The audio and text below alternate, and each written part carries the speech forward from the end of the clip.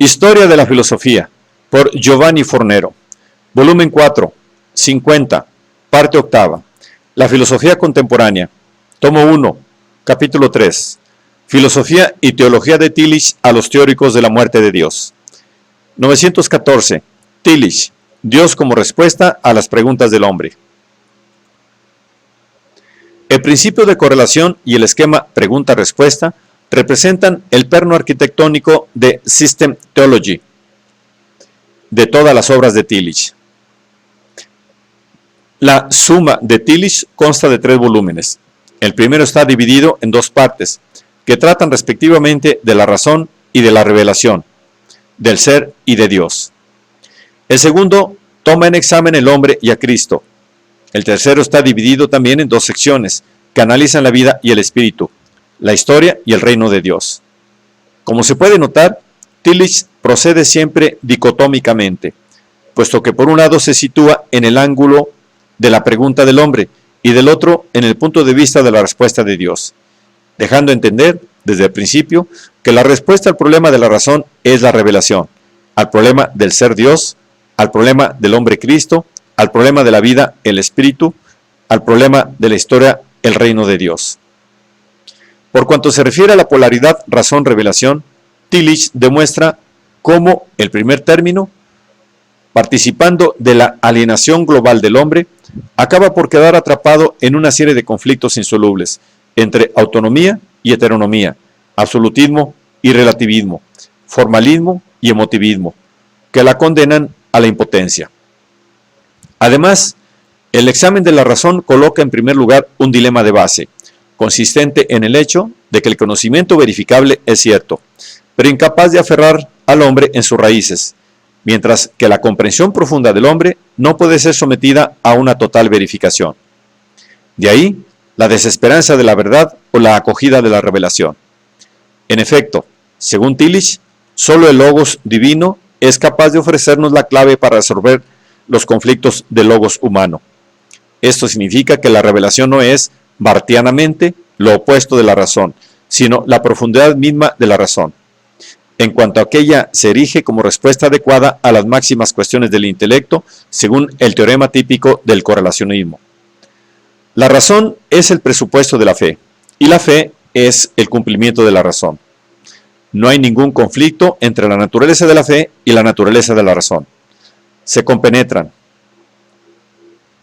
La correlación razón-revelación está acompañada por la correlación filosofía-teología, y por tanto de su simultánea independencia-dependencia. Por un lado, filosofía y teología aparecen independientes, por cuanto la primera se fundamenta en una serie de interrogantes formulados desde abajo por obra del hombre, que tiene por guía la razón, mientras la segunda se basa en una revelación desde lo alto por obra de Dios, y tiene como único maestro al Cristo.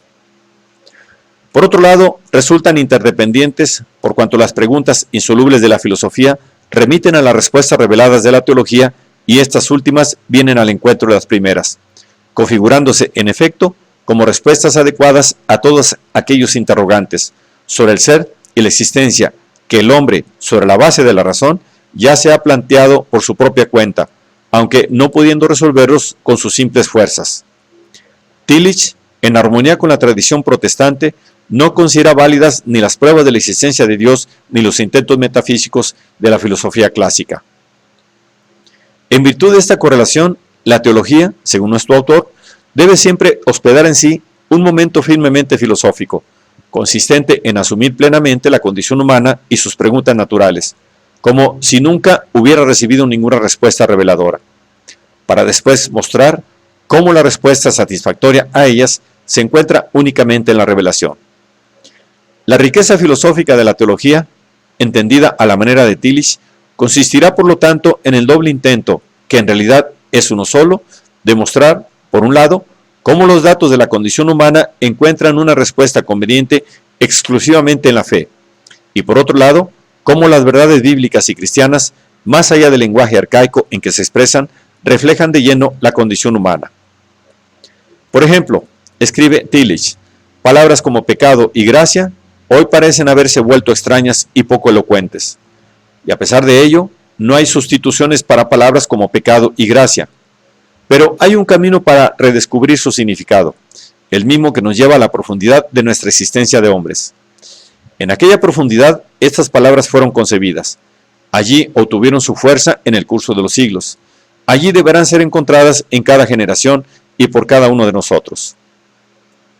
En efecto, si por pecado entendemos el estado de alienación en el cual el hombre vive, y por gracia entendemos la salvación de tal condición, entonces tales palabras adquieren inmediatamente su alcance existencial profundo. Cuanto se ha dicho explica por qué Tillich ha mostrado constantemente interés por la filosofía y por los filósofos, y ha declarado abiertamente su propia deuda para con los estudios especulativos. Nuestra existencia teológica experimentaba importantes influencias procedentes de otros lados. Una de ellas fue nuestro descubrimiento de Kierkegaard y el turbador impacto de su psicología dialéctica. Fue un preludio de cuanto sucedió en los años 20, cuando Kierkegaard se convirtió en el santo de los teólogos, no menos que en el de los filósofos. Pero fue solamente un preludio. En efecto, prevalecía aún el espíritu del siglo XIX, y nuestra esperanza era que la gran síntesis entre cristianismo y humanismo se pudiera cumplir con los instrumentos de la filosofía alemana clásica. Otro preludio de cuanto hubiera podido suceder en el futuro existió en el periodo entre mis años de universidad y el comienzo de la Primera Guerra Mundial. Se trató del encuentro con el segundo periodo de Schelling, especialmente con lo que se conoce como filosofía positiva. Aquí se produce la ruptura filosóficamente decisiva con Hegel y el principio de aquel movimiento que hoy se denomina existencialismo. Yo estaba maduro para acogerlo cuando apareció con toda su fuerza después de la Primera Guerra Mundial, y lo vi a la luz de aquella revuelta general contra el sistema de la reconciliación de Hegel, que se desencadenó después de la muerte de Hegel y que, a través de Kierkegaard, Marx y Nietzsche, ha llegado a ser decisiva para el destino del siglo XX. Esta ininterrumpida frecuentación tillichiana de la filosofía, de la cual él también fue docente de mérito, no autoriza, sin embargo, a una lectura de su obra en clave reductivamente filosófica, como han pretendido aquellos críticos que han creído ver en su pensamiento una ontología filosófica de los resultados místicos, o una manifestación de duda filosófica radical, o bien una doctrina de tipo existencialista. En efecto, la vocación profunda y las intenciones últimas de Tillich han sido siempre de un tipo inequívocamente teológico. Estos estudios parecían presagiar un filósofo más que un teólogo. Pero a pesar de ello, yo era un teólogo, porque en mi vida espiritual predominan, como han predominado siempre, el interrogante existencial de nuestro interés supremo y la respuesta existencial del mensaje cristiano. En otros términos, Tillich no es un filósofo disfrazado de teólogo, sino un estudioso que ha considerado que no se puede hacer teología sin al mismo tiempo hacer filosofía. Como teólogo, he tratado de seguir siendo filósofo y viceversa. La segunda polaridad estudiada en Systematic Theology es la polaridad ser Dios. El hombre, afirma Tillich, es el ente que es y sabe que es, y en el cual el ser en general se hace problema y objeto de investigación. Tanto es así que incluso aquellos que pretenden librarse de la ontología no pueden evitar presuponer, también ellos, un concepto de la realidad y una visión de conjunto de las cosas. A los neopositivistas, que querrían poner fuera de juego la ontología por razones semánticas, Tillich hace notar, por ejemplo, que existe al menos un problema sobre el cual el positivismo lógico, como todas las filosofías semánticas, debe operar una elección. ¿Cuál es la conexión de los signos, de los símbolos, de las operaciones lógicas con la realidad? Cualquier solución que se quiera dar a este problema expresa alguna cosa sobre la estructura del ser. Es ontológica, y una filosofía que es tan radicalmente crítica ante las otras filosofías debería ser lo suficientemente autocrítica para descubrir y evidenciar sus presupuestos ontológicos. En consecuencia, la filosofía, cada filosofía, no puede dejar de desembocar en un discurso ontológico sobre la estructura del ser. Sin embargo, el ser del cual el hombre hace experiencia resulta ser estructuralmente finito, esto es, mezclado en todas sus dimensiones y categorías con el no ser. Por lo cual, la única respuesta adecuada a la precariedad del ser es Dios, que la teología, supliendo las lagunas de la ontología, nos presenta como el ser mismo, y como el fundamento del ser.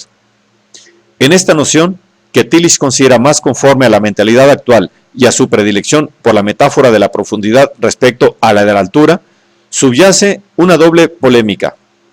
La primera contra el supernaturalismo, que sitúa a Dios fuera del mundo. La segunda contra el naturalismo, que confunde a Dios con las cosas, el absoluto con la naturaleza. En efecto, según Tillich, Dios, aunque está presente en las cosas y en la naturaleza, no es las cosas y la naturaleza, sino el fundamento de ellas, o sea, la potencia del ser, que erige en ser al propio ser. Como tal, Él está más allá de nuestras palabras, que nacen siempre de la experiencia de lo finito y reflejan sus caracteres. Tanto es así que ningún discurso sobre Dios, positivo o negativo, puede decir de manera adecuada a Dios. Por lo cual, la única alternativa es la de callar del todo, casi imposible, o bien hablar del absoluto con una docta ignorancia, o sea, de un modo simbólico, con plena conciencia de la distancia insuperable que separa el discurso humano sobre Dios de Dios. La tercera polaridad tomada en consideración por Tillich es la polaridad hombre-Cristo. El hombre, según nuestro autor, vive en un estado de extrañamiento y de caída, o sea, de alejamiento de su propia esencia y de su propio fundamento originario. El estado de toda nuestra vida es la alienación de los demás y de nosotros mismos, porque estamos alienados del fundamento de nuestro ser, del origen y del fin de nuestra vida. El hombre trabaja y sufre, porque es el ser que sabe de su finitud. La inquietud oprime al hombre por toda su vida, como sabía Agustín. Un oculto elemento de desesperación está en el alma de todo hombre, como descubrió el gran protestante danés Kierkegaard. Esta situación de agustiniana inquietud y de kierkegaardiana enfermedad mortal no puede ser derrotada con medios humanos. Creerlo sería, y es, el mayor error, desde el fondo mismo del pecado, de la alienación, de la desesperación humana, escribe N. Bosco, resumiendo el pensamiento de nuestro autor, asciende la invocación, la esperanza contra toda esperanza, de una vida nueva y distinta. Pero dado que todo aquello que es humano, finito, existente, histórico, está sometido a la alienación y al pecado, y por lo tanto es desesperadamente viejo y descontado en su impotencia y ambigüedad, la novedad o vendrá de otro lugar que no sea la humanidad, la existencia, la historia, o no vendrá en absoluto. Pero fuera de la existencia parece no haber más que la esencia, la virtualidad pura, y por lo tanto del todo inoperante. ¿De dónde podrá venirnos pues la salvación? Hay otra dificultad. La novedad venida desde fuera, para podernos salvar verdaderamente, debe echar sus raíces en la existencia, hacerse nuestra.